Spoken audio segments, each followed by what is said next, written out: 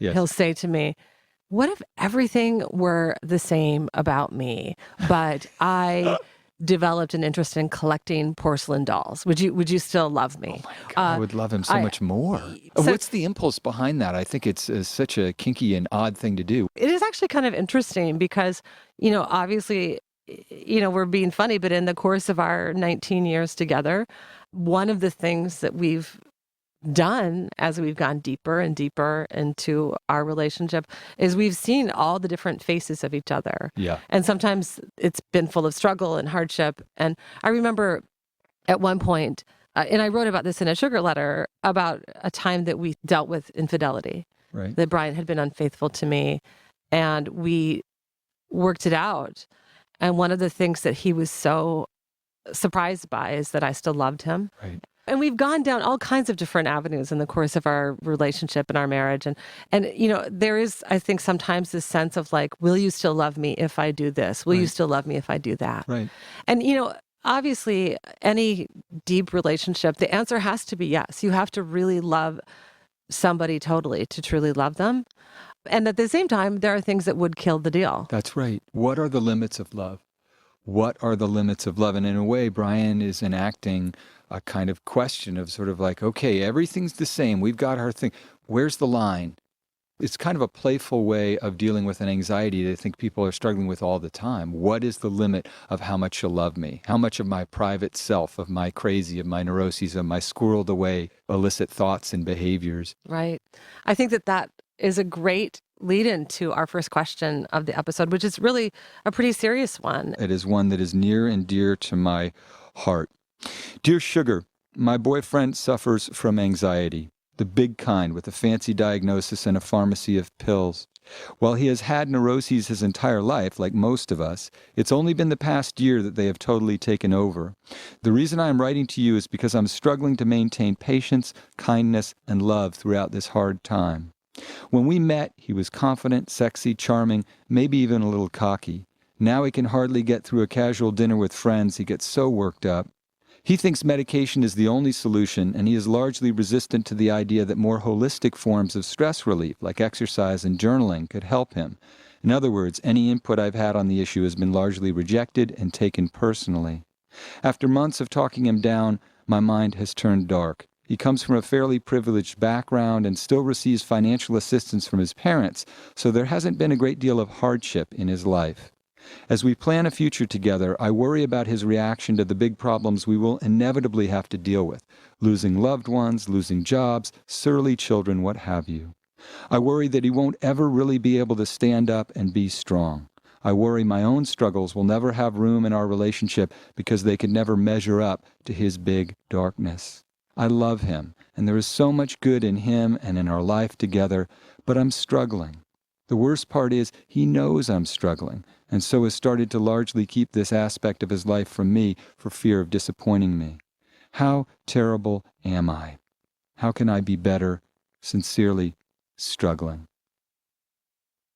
How terrible is she? I don't think she's terrible. I think she's trying to be honest about something that is terribly difficult. She feels trapped. I mean, she's on the horns of a real dilemma. Her real fear is of his weakness and how strong she's going to have to be in order to be in the relationship. And this anxiety of, my struggles are going to get overlooked because the big show here is that you are this anxious person. It sounds like he's, sort of a big personality who, when he's up, he's the center of attention, and when he's down, he's the center of attention. I thought a lot about this story, The Depressed Person, the famous David Foster Wallace story. And I think a lot about David Foster Wallace because he's somebody who was profoundly depressed throughout his life, and yet somehow through his writing was able to be so compassionate and attentive and focused on the world. It's almost what rescued him. So here's the depressed person, and she's talking to a friend of hers who's mortally ill. But of course, the depressed person is focused on herself. She was asking sincerely, the depressed person said honestly, desperately, what kind of person could seem to feel nothing, she emphasized, for anyone but herself. She wept into the headset telephone and said she was shamelessly begging her now single most valuable friend and confidant in the world to share her brutally candid assessment, to pull no punches, to say nothing reassuring. What terms might be used to describe and assess such a solipsistic, self-consumed, bottomless emotional vacuum and sponge as she now appeared to herself to be? That's what she's saying, essentially, is I'm worried that I am trapped with somebody whose mental illness, whose mental struggles are literally going to make the focus of the relationship him and his troubles, rather than creating a life together. There's nothing terrible in that. What's terrible, in fact, is that it seems to me they're hiding from each other. I really see a lot of strength, a lot of great boundaries in this letter writer. She has compassion for her partner. She's also very clear about the fact that she's not willing to become codependent. I do think that in cases when one partner has an illness, that there can be a pause in the relationship. Somebody who has an alcohol problem or a drug problem, or I knew a couple several years ago, the woman was really struggling with an eating disorder to the degree that her partner said, look, I love you and I cannot live with you while you're actively engaged with this disease. You have to heal yourself. Right. And when you do, if you can, I'll be there for you. We can explore again this relationship. And I think that there's a really compassionate way to be a friend to somebody. I mean, I really think at the core of any true love is that deep friendship. And maybe it's time for this letter writer to sort of step back and offer that hand of friendship to her partner and ask him if he can, do some work to heal himself. Maybe he's not going to come all the way, the whole distance. He's not going to lose this anxiety disorder, but certainly manage it better. Right. No, in fact, she owes it to herself and to him to be perfectly honest right now in this moment about what she's feeling. Right. Which is, look, I get that this is serious. If we're going to move forward, you have to recognize that I am not going to be in the role of your ancillary or support. That's not sustainable for me. There is a reason that people need help outside the context of their relationship. We have the feeling that love is this island and people should just be able to supply everything to one another. But when there's this kind of profound suffering and actual biochemical stuff happening, it's bigger than that. Struggling, you're appropriating this role of having to talk him down. Actually, you need to be able to be his girlfriend and the person who's the love of his life. And he needs to recognize that there is paid professional help that will help him talk through some of the stuff, because it's clearly an acute episode. He's been managing it okay, and for the last year, he's really had a downturn. This is precisely the moment where you have to swoop in, and we know this from Robert Lowell or any of the great depressive writers, David Foster Wallace. It's cyclical, and a good spouse is the person who says when things start to turn dark, hey, I'm here, I hear you, but we also need to have a plan and an open line of communication about what you're suffering with, so that I take on the burden I need to take, but no more than that. I think that the business about his coming from a privileged background, I mean, she says, he hasn't dealt with a great deal of hardship. He's dealing with mental illness. So that I think the class part of it is sort of taking the place of a fundamental fear. This person isn't strong enough, and I'm going to have to be strong for both of us. And he does need to hear that she's anxious about that, not because of his background, but because of his biochemistry. Well, I think, when she says that, I mean, she does mention his background, you're right, but she's also mentioning what lies ahead. Right. Difficulties that we encounter in our lives as we have children and get jobs and lose jobs and make money and lose money and, all of the stresses of life, of adult life. And, I think that she's being really smart. One of the best pieces of advice I feel like I ever have to give anyone when they have a dilemma such as this, or really any number of dilemmas is, what's it going to be like in 10 years? We have received countless letters from the person who is 10 years out on this. Yep. The person who says, I met my wife or my husband, my partner, when we met, they were vibrant and loving and fun and amazing. And then they have been struggling with this or that for the last decade. And I'm miserable because I was codependent and I stuck by him or stood with her. And now I'm so unhappy. I don't know what to do with myself. And the advice we have to give is you have to save yourself. You have to detach from this dependency so you can have the life that you deserve. And, obviously we live life with compassion. We don't leave people the moment they're in their hour of need. But this seems like more than an hour of need. Yeah. And it's also, they're at a place in their relationship where they're not in so deep that permanent, or nothing's permanent, I guess, but the big decisions have been made. Right. They don't have a child together. They aren't married to each Bingo. other. Yeah. They haven't done the in sickness and in health, for better or worse. Right.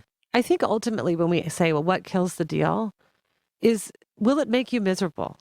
Will it make you uncomfortable? Will it make you sad? Will it make you suffer? Life is hard enough. You don't need to bind yourself to somebody who will do all of those things to you. Without even meaning to. I mean, the struggle here is that this is a guy who's not trying to be weak or be No. self-involved. He's in the grip of... He helped me rebuild my self-esteem and learn to be happy in the moment. We had a summer fling that lasted a little over a month. This guy was a well-known partier and player, but since it was summer, we were in our sleepy college town alone and were able to get to know each other on a deeper level. He got me, and I got him. He was a constant in my life. I moved away. We stayed in touch. However, our friendship was still sometimes clouded with wants. Me saying that I would wait for him telling me the same thing, until I met my now boyfriend, Tom. Tom is great. He is my future. We live together. We're happy. He is who I want in my life for the long haul. I had finally moved on when Josh died. The hardest thing about Josh's death was that I would never get the confirmation of love that I always needed from him. Our relationship that was built on a constant, what if in the future, was over with no ending. It was almost unbearable. Which brings me to my problem, Sugar. Tom got jealous, like crazy jealous when Josh died. He didn't know how to handle it. He had to constantly get reassurance from me about my emotions, tell me how upset he was about how I was acting, and that he couldn't stand the thought that Josh would now have, quote, a constant place in my heart. I spent the majority of the time that I should have been processing my emotions about Josh, worrying that I was going to lose Tom. That felt really unfair to me. It was so hard, Sugar. I went to therapy to deal with my emotions. My therapist told me I should confront Tom, and a few nights ago I did. Tom told me that I was being selfish, that Josh's death affected him as much as it affected me, since he thought he might lose me. Sugar, I don't even understand how I should feel about this. How can I work towards putting all of this behind us? Our relationship has already started fraying because of it. Help me, please. Signed, Grieving, Lonely, and Hurt. When I read this letter, I immediately thought of this short story, maybe one of the most famous short stories in the English language, the story The Dead by James Joyce. Beautiful story. Yeah, and it's a beautiful story, and there's this line in it where the main character, who's this guy named Gabriel Conroy, sees his wife, and his wife is staring out through a window. It's at a dinner party, and she's clearly really upset. She's heard a beautiful song, and it's made her very upset. And it turns out that his wife has remembered a young boy who she loved in her youth in Galway, but he died tragically young. And what this guy, Gabriel Conroy, is experiencing is that he feels in competition with a ghost, in a sense. He says he longed to be master of her strange mood. He longed to be master of her strange mood. I hope that you, grieving, lonely, and hurt, will think about this as you're trying to be sympathetic towards your new boyfriend. He is trying to understand and process the fact that you deeply loved another man who has now been taken from the earth and, in a certain sense, in that way, kind of commemorated in an irrevocable way as one of the great loves, maybe the great love of your life. The crisis that the boyfriend is in is exactly what Gabriel Conroy is expressing in The Dead. How do I compete with a love that's now gone and that is therefore sort of idealized? It's removed. It becomes the ultimate unattainable relationship after which so many people seek. I feel a lot of compassion for both of them, both the letter writer and Tom. And of course, for Josh, I mean, how devastating that he lost his life so young. But here are these people who he's left in his wake. One's a stranger to him, in love with the woman he may or may not have loved. They're both in a situation that feels impossible. The letter writer has this enormous grief, and she has a right to that grief. And really the healthy thing for her to do is to express that grief. And Tom has a right to his feelings, to be heartbroken that his girlfriend is heartbroken over another man. Right. A certain part of us that says, well, look, it's about her and her grief. But he's sitting there saying, wait a second, I get you loved him, but you love me too. And I'm here. Right. Somehow what he's picked up on is what she's revealed here, which is that she held a torch for him. What do you do when the grieving process also is a kind of betrayal? Right. And I know she doesn't intend it that way, but from the boyfriend's point of view, from Gabriel Conroy's point of view, gazing up at his wife in front of that window, seeing her in such a state of emotion that he's never elicited from her.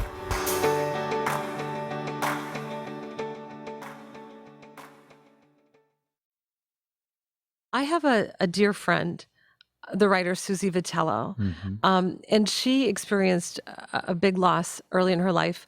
I think we should call her up. She recently wrote a novel called The Moment Before that she wrote really after years of grappling with the nature of grief and its impact on subsequent relationships. I'd love to call her up and invite her in on this conversation. Let's do it. Hi. Hi, Susie. This is Cheryl, and Steve Almond is on the line too.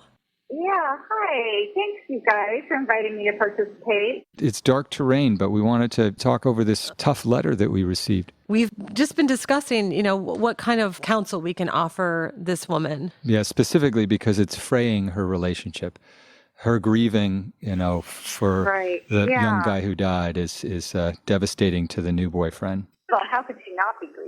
It's so devastating when somebody so young suddenly dies, and especially with, it sounds like this woman hasn't had complete closure in her relationship with him. That's right. And she's now bringing, all of those sort of emotional fragments to her new relationship, and that's really hard. I had a husband who died, and he died at 25, suddenly, in a car accident.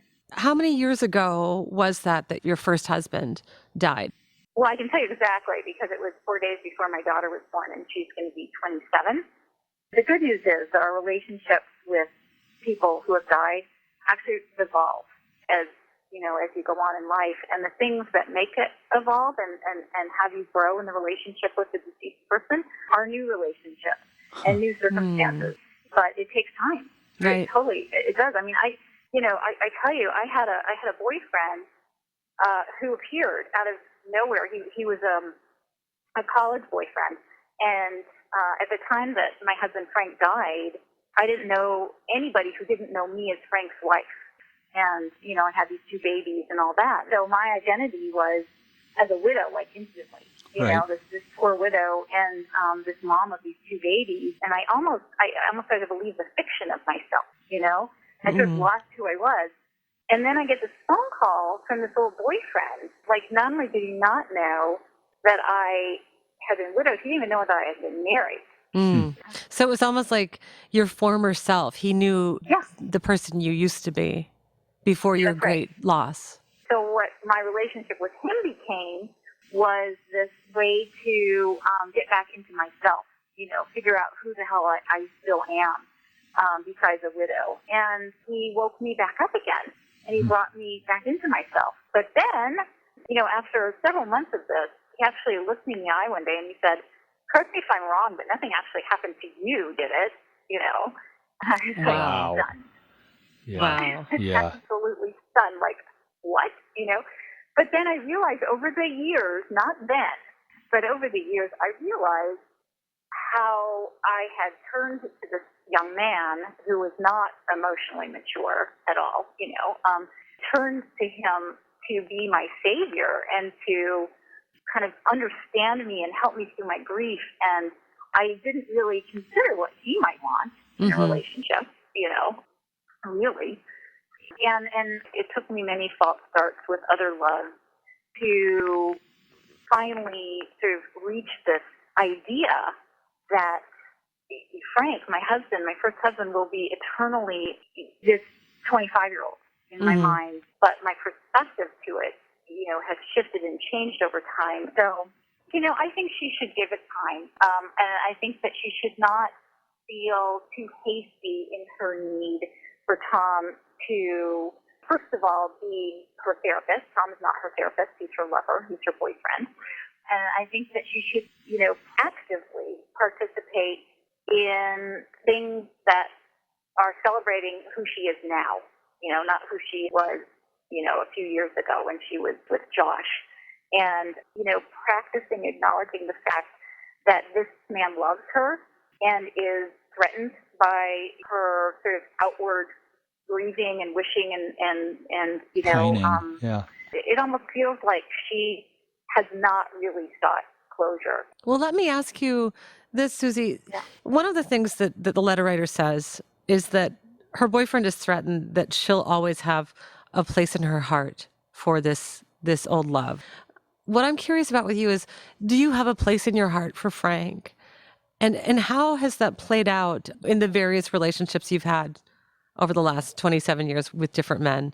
I mean, have they been threatened by it? How do you, is it a secret you keep yourself, or is it something that you share with the men you've loved? Well, when I say that your relationship with a dead person evolves, what I mean by that is that as you mature emotionally, the place in your heart that person dwells is part of that process of maturation.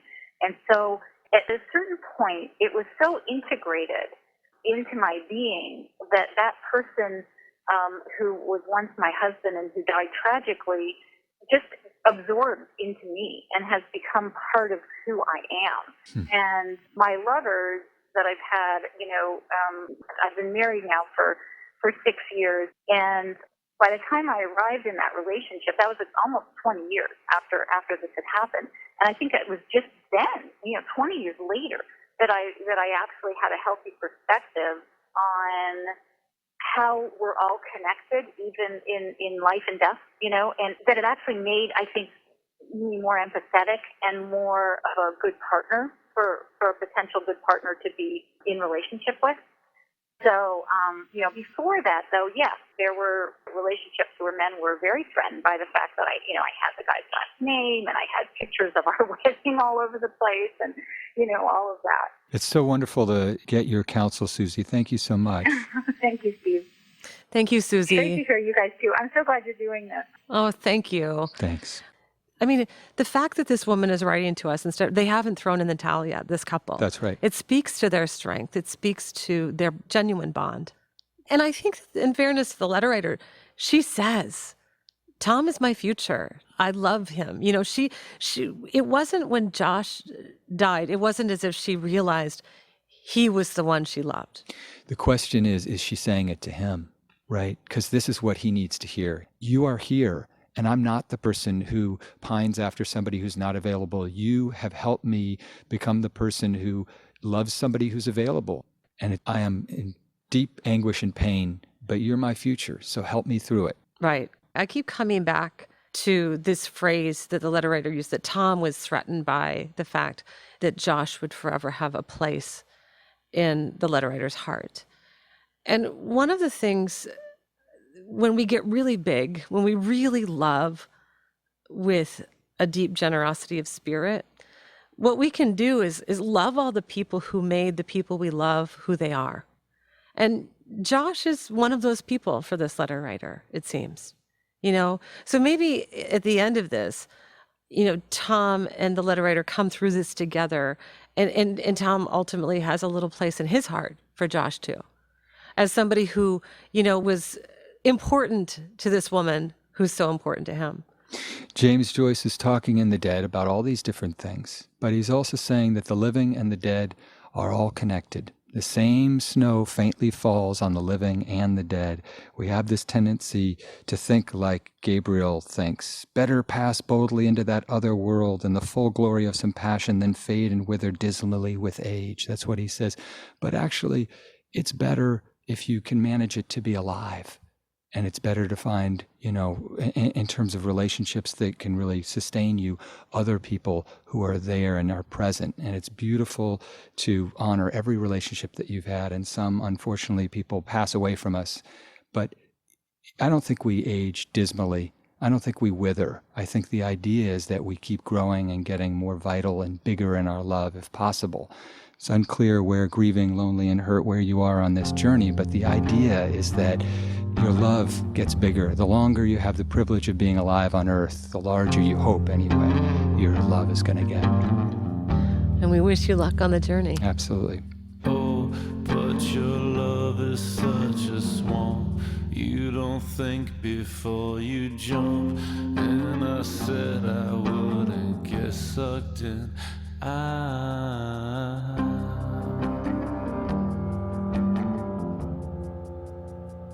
This is the last time. So, Cheryl, I have another question that is a very unusual deal killer sort of question.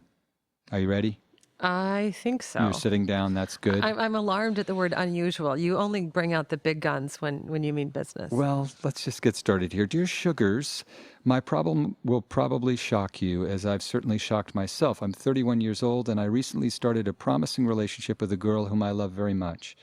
I really want to make it work. However, I have a secret that, if it got out, would destroy my relationship and create a ripple effect in other areas of my life as well. I have a pregnancy fetish that, up until this year, I never acted upon. Several months ago, I met a woman who serves as a gestational surrogate for couples who cannot conceive on their own. She uses sperm donors she finds online. After corresponding with this woman for the better part of a year and going on a few dates with her, she told me that she wanted me to be her next donor. I realized it was a terrible idea, but somehow I let my sexual fantasies get the better of me, and we had sex without using protection. Now she is pregnant. Thankfully, she already has a couple lined up who want to adopt the baby. The couple prefers not to learn my identity, so I'll be an anonymous donor. It's a huge relief. I fully intend to have kids of my own someday, hopefully with a person whom I love and respect, but I am mortified by my own behavior and fear that I will dwell on what I've done for the rest of my life. It's impossible for me to share this secret with my girlfriend, my parents, or even my friends, which means that I'll carry it with me to the end of my days. I've always thought of myself as an honest person, but this secret is simply too dangerous to share. Is it possible to come to terms with my mistake in a meaningful way? Sincerely, Remorseful. Now, I have to say, Cheryl, I have to be honest, I found this question very confusing. The nature of his, when we hear pregnancy fetish, certainly I think, okay, somebody who's... Wants to have sex with a woman who's pregnant. Correct, right, which I understand. I'm not, maybe not the level of fetish, but I get it. It's very sexy to me. That this is something else. This has to do with an obsessive thought about the possibility of impregnating somebody. Right. So that's what his fetish is. It isn't a woman who's pregnant, it's making a woman pregnant. But I want to say what the letter writer is asking is kind of something different. It's not, is this fetish okay or am I okay? It's like, what do I do with a secret? He says he absolutely cannot share. He speaks in very strong terms that it will destroy his life. Right. He doesn't ask, should he keep the secret, does he? Is he asking her advice about that? Because I'll tell you, I'm not in favor of him keeping the secret. When I first met Brian, and we fell madly in love, and we had been together, 8 or 10 months at this point. So now we were not just madly in love, but kind of had reached this place of, we were quite serious. Yeah. And Brian is a filmmaker, and he went off, we lived in Portland, Oregon. He went off to New York for a month to make a movie. And he asked me if I would house sit for him. So I was, the serious girlfriend who was living in her boyfriend's house. One day I was just sort of wandering around the house, and there was a bookshelf that was kind of in the hallway outside of his housemate's room, and I found a self-help book on the shelf.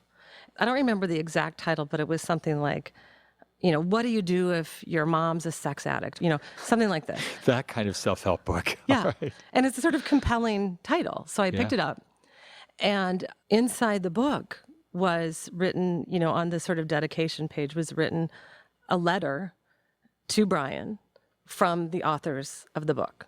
And the authors of the book have a facility in Southern Oregon, a sort of sex addict rehab center that works with people who have had sexually inappropriate relationships with family members, incest.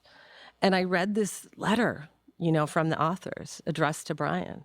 And it said, Brian, you and your mom have just done such great work and you've made such great progress. And it became clear to me that the authors of the book were congratulating this man I was deeply in love with on essentially like healing the sexual relationship he'd had with his mother. And I was so, like, I remember even just telling you this now. I'll just tell you the story has a happy ending. Good. Yeah, I think so. I'm sorry to alarm you. It's kind of intense but early relationship stuff. And I mean, just telling you now, like my hands are getting cold and my heart is beating because I suddenly realized that I knew this horrible secret about this person I thought I knew and I thought I was going to spend my life with. And he didn't tell you. And he didn't tell me. And I spent the day in his house just weeping and really going through sort of a grieving process. And one of the things that was so interesting to me, we're talking about these deal killers. And what I realized by the end of the day, this whole torturous day where I couldn't reach him, was that it actually, astonishingly, didn't kill the deal for me, that I believed that he'd had, sexual relations with his mother. It was that he hadn't shared that history with me. Now, of course, the end of the story is he didn't have sexual relationship with his mother. It was a prank that had been played on him by friends who had Oh my God. written this and planted the book. Oh my God. How did the conversation go though? Oh my, no, this is, it's sort of one of these crazy things. No, we broke up. Like I broke up with Brian over this because he could not convince me that it was a prank because it was this like long time release prank that it was played by his friend Andy Brown and they have this whole history of pranking each other, which now, I know to be true. But it even, like I had to get like a handwriting sample from his friend Andy Brown before I would believe because the prank was so well done. So crazy. Wow. That I actually, for a day or like a couple of days, Brian and I had a huge meltdown because I thought that this secret had been revealed. But what was really kind of beautiful about it, like in retrospect, when I think about it, I mean, what it revealed to me, I mean, that's the thing about deal killers. We don't know what's going to kill the deal, okay? Right. Because we imagine, like so many people, if you ask them, before they get married, they'll say, well, infidelity is the deal breaker for me. And then, lo and behold, 12 years in, somebody cheats on somebody and then they decide to work it out. It's not a deal killer. Right. What you find is, different things will kill the deal. And what I found in this crazy, what now became like a funny experience in the end, but I experienced it as not a joke. I experienced it as the truth. Yeah. And what was revealed to me is what killed the deal was Brian's, what I believed was his deceit. And not just his deceit, but his keeping an essential piece of himself from me. Because I think intimacy, romantic love, that kind of love is about showing each other the essential self. Disclosure, we do that. yeah. We do that with so few people. Right. And so, what I say to this man who's written to us with a pregnancy fetish is he is robbing himself of really deep love if he doesn't reveal this aspect of his desire, his history, his experience, his shame, his guilt, and work it out with that person who will show him that she can love him anyway. What are some ways that he can actually bring his genuine desires into that relationship? Mm-hmm. Can I also just be a kind of condescending 46-year-old too? Please. This guy's 31. Oh and my God. Right. And what are you, 47? Are you 47? 90. You're 90? But you were close. But what I want to say too is, okay, most of our listeners who are like over the age of 40 will be nodding their heads right now. They'll be saying, yes, you do mature in so many ways through your 30s. And one of them is you come to realize that all kinds of crazy stuff goes on in our minds when it comes to sex. And, we just need to forgive ourselves for it. Right. And that, it's actually a much better idea to, let the light in, let the air in, say what we're thinking, say what we're feeling, reveal to the people who we trust the things we can trust them with, our true selves. Right. He says, I have serious regrets about fathering children with a woman for purely sexual reasons. Well, let yourself off the hook, dude. Yeah. Lots of men feel that way. Yeah. Guess what? Evolution actually designed you to really want to get women pregnant. That's the way that evolution actually designed your body, was to really get off on getting a woman pregnant so that your genes were going to be there in the next generation. And I think he did really due diligence. He got like the one woman on the planet who wanted to get pregnant by somebody who didn't want anything to do with the kid. Yeah, actually, you did a great job. What matters isn't the deed. It's the feelings that led to the deed and the possibility that those still exist. Well, and this is why I go back to, I think he's too decent for his own good. Like, I think he does. He has a sense of honor and decency that's at odds with these actions. Frankly, I keep saying he should tell this woman he's dating or future partners about this. And this isn't to say that those women aren't going to have a negative reaction to it. Right. It might be a deal killer for them. Yeah. But maybe one of his deal killers should be, I need to find a woman who's willing to love me for who I am. Right. And let's make sense of this. Let's make sense of this desire you have that makes you feel uncomfortable with yourself.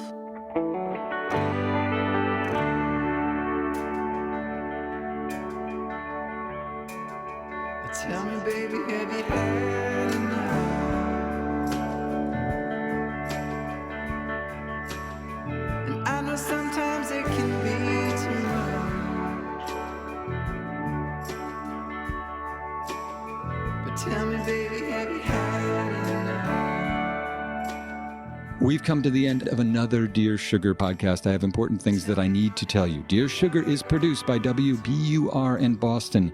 Our producer is the wonderful Lisa Tobin. This week's show was recorded at Mississippi Studios in beautiful Portland, Oregon. And thanks to Jim Brunberg.